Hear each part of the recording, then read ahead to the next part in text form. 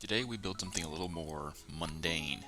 Although it's not an origami box, it can have some practical uses, despite its impractical building material.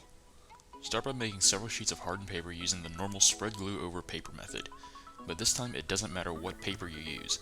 Although I do recommend using a thicker paper, the key to this project here is that the paper must not warp during construction.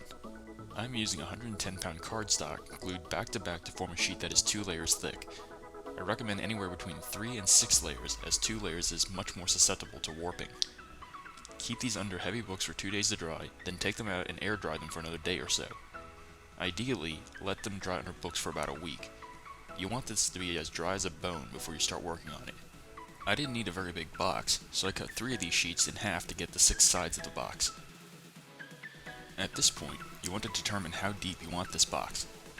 Cut accordingly and keep the scraps because you'll need those to form the lid of this box.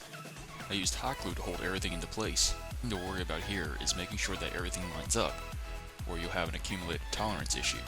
That and gluing your box to your table. The lid is also made in the same way. Once you got everything put together, set everything aside and make one more sheet of hardened paper. This time, you want to work with it while it's still wet. Cut out a section that is 2 by 4 inches and cut them into roughly this shape. This is going to form the hinge.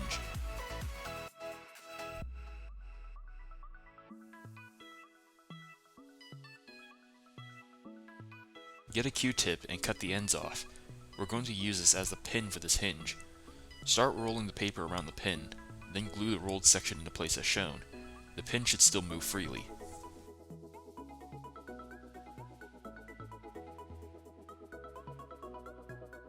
I prefer to use liquid glue for a cleaner look, but hot glue is okay to use as well.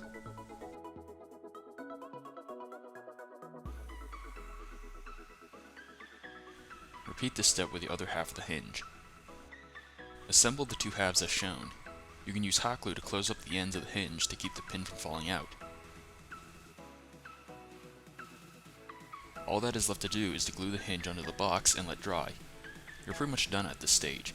Feel free to decorate it however you like. This build is something I normally wouldn't upload, but I figured why not use paper to replicate some everyday objects. It would be a good break from what I usually do.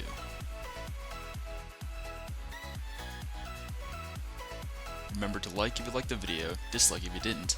Feel free to leave a question or comment, and subscribe if you haven't already to see more tutorials like this one. You can also follow me on Twitter for behind the scenes pictures for future projects.